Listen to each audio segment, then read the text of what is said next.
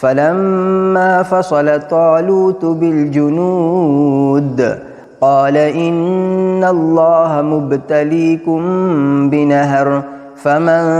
شرب منه فليس مني ومن لم يطعمه فإنه مني إلا من اغترف غرفة بيده فشربوا منه إلا قليلا منهم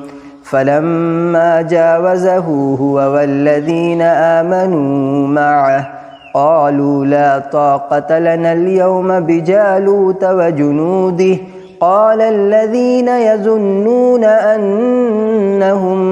ملاقو الله كم